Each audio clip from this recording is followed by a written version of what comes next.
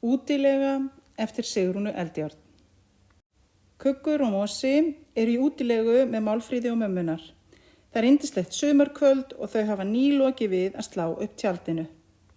Þetta er svei mér fínn og fallegur staður, segir Málfríður glöð. Já, svarar mamma hennar, staðurinn er góður, en ekki er hann nú sérstaklega friðsæll. Hún bendir upp í loftið, þar sveima gargandi kríur. Það hlýtur að vera kríuvarp hérna nálægt, sagði Kuggur. Kríur eru alveg hreint indæliskeppnur, sagði Málfríður. Kannski það, en þær eru frekjur, segir mamma hennar. Bull og vitleysa, krían er ekki frekja. Hún er bara að gæta ungana sinna. Hún er svona umhyggjusöm móðir, útskýrir Málfríður. Ég er nú líka umhyggjusöm móðir, en gogga þó aldrei í hausinn á nokkru manni þegar ég er að passa þig, segir mamma Málfríðar snúðug. Kríur eru líka geysimiklir flugkappar, heldur Málfríður áfram. Þær koma fljúandi á hverju vori alla leið frá Suðurskautinu. Þær verpa hér á landi og fljúa síðan aftur tilbaka á haustin. Ansvítans ráp er þetta á þeim, tautar mamma Málfríðar. Suðurskautið, segir Kuggur hissa. Þá hljóta kríurnar að hafa séð allt mögulegt sem við höfum aldrei séð. Já, þær eru líka bæði montnar og frekar, segir mamma Málfríðar. Henni er ekkert kríur gefið. Kvöldið er bjart því að nú er hásumar og veðrið dásamlegt. Það er heljar mikið fuglabjarg hér í grendinni, segir Málfríður ánægð. Á morgun skulum við skoða það. Mamma hennar geispar hástöfum. Ættu við ekki bara að skríða í pokana núna, krakkar, segir hún. Kríubjánarnir vekja okkur áræðilega eldsnemma í fyrramálið. Ekki hafa hátt. Mosi er sofnaður, hvíslar Kuggur. Sjáu þið bara, hann hefur skriðið ofan í þvottapokan. Jæja, ég get svo sem farið að sofa líka, en það skal þó enginn fá mig til að skríða ofan í þvottapoka, segir Málfríður.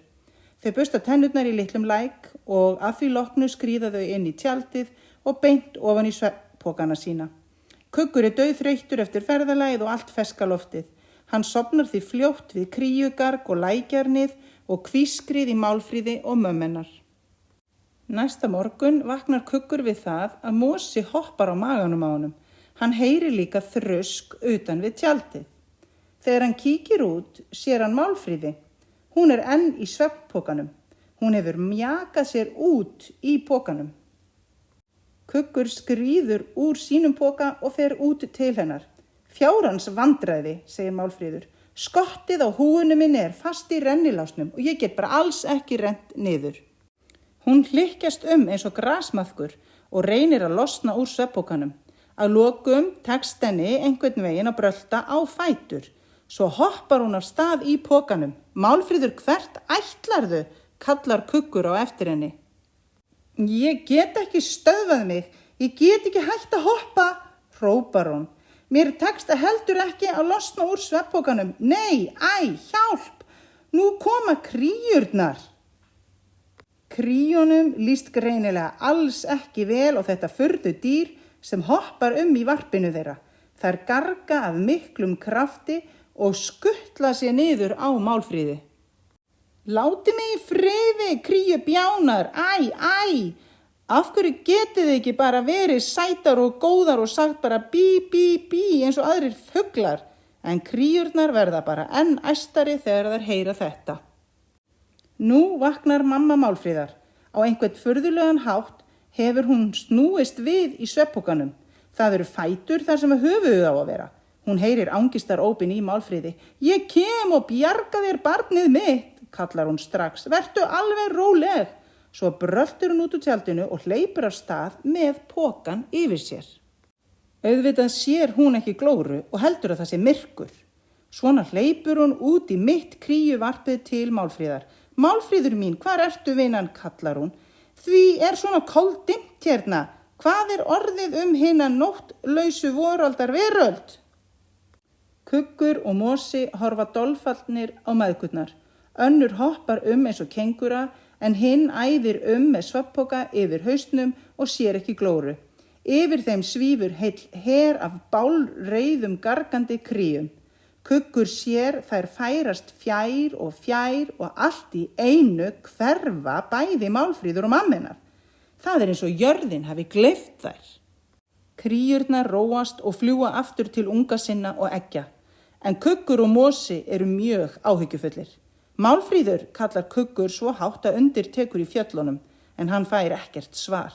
Við skulum drífa okkur út að fuglabjarginu og gá af þeim, segir Kuggur við Mosa. Vonandi hafa þeir ekki hrapað ofan af klettinum. Kviðnir gæjast þeir fram af brún fuglabjargsins. Hávaðinn í fuglunum bergmálar í bjarginu svo að úr verður ein alls herjar garg sinfónía. Á einni syllunni, langt fyrir neðan, glittir í Málfríði og hún gargar líka. Mér tókst að losa rennilásinn, ég er frjáls. Á annarri klettasillu neðar í bjarginu situr mamma Málfríðar. Hún er loksins búin að losa sig úr svefnpokanum. Það var mikið að það birti. Hún lítur hrifin í kringum sig. Hér er aldeilis líf og fjör. Kuggur andar léttar. Mæðgurnar virðast ómeittar og sjálfum sér líkar. En hvernig getum við náð þeim upp? Spyr Kuggur Mosa. Þeir hugsa sig Þeir hafa ekkert reipið meðferðis, en í bakpokanum eru föt. Þar eru peysur, regnkápur, sokkar og síðar nærbuxur. Kuggur og Mosi fara inn í tjaldið og tína saman öll fötin, síðan binda þeir þau saman í eina lengju. Svona, þetta verður að duga. Kuggur dregur fatalengjuna fram á bjargbrún. Heyriði, kallar hann, veriði alveg óhræddar, nú ætlum við Mosi að bjarga ykkur. Bjarg okkur, segir mamma Málfríðar hissa. Eru við þá í einhvers konar lífshættu? Mér finnst einmitt svo fróðlegt og skemmtilegt að vera hérna. Hún hugsa sig Jæja, þið megið svo sem bjarga mér. Ég er orðin sársvöng. Hvað segir þú, Málfríður, kallar hún. Vilt þú láta bjarga þér? En Málfríður svarar ekki. Hún grætur. Húfan hefur dottið af henni og hrapað niður bjargið. Ó, elsku litla skotthúfan mín er horfin. Hvernig get ég litið glaðan dag eftir þetta? Hvernig get ég haldið áfram að vera sönn, Málfríður, svona skotthúfulaus? Kuggur lætur fatalengjuna síga alla leið niður til mömmu Málfríðar. Hún grípur í endan og bindur hann utan sig miðja. Tilbúin, kallar hún. Mosi er svo fílsterkur að hann fer létt með að draga hana upp. Þegar mamma Málfríðar kemur að syllunni þar sem að Málfríður situr, grípur hún utan hana og kippir henni með sér. Svo svífa þær hægt og virðulega upp bjargið. Mosi á ekki neinu vandræði með að hífa þær báðar upp í einu. Ekki líður á löngu, þar til að Málfríður og mammenar eru komnar heilu og höldnu upp á brúnina. Þetta var nú gaman, segir mamma Málfríðar glöð í bragði. En veslings Málfríður er bæði sorgbitin og húfulaus. Nú verðum við að fá okkur eitthvað að borða, segir Kuggur þegar þau koma aftur að tjaldinu. Þau taka fram nestið og gæða sér á kók og mjólk og samlokum, nema Málfríður, hún er döpur. Húfulaus mun ég aldrei ná mínum fyrri glæsileik, tautar hún fyrir munni sér. En allt í einu tekst hún á loft. Hvað er nú þetta? Sjáu þið hvað kemur þarna? Hrópar hún. Þegar þau líta í átt til bjargsins, sjá þau hvar nokkrar kríur koma fljúgandi og þær bera eitthvað á millin sín, eitthvað svart. Húfan mín, skotthúfan mín, hrópar Málfríður himinlifandi. Kríurnar koma með skotthúfuna mína. Og þarna koma þær svífandi og láta húfuna falla í grasið hjá tjaldinu. Húrra, húrra, nú tek ég gleði mína á ný, segir Málfríður. Kríur eru sannarlega hinir mestu öndvegisfuglar. Nú get ég borðað nestið með ykkur, bætir hún við og svo taka þau hraustlega til matar síns.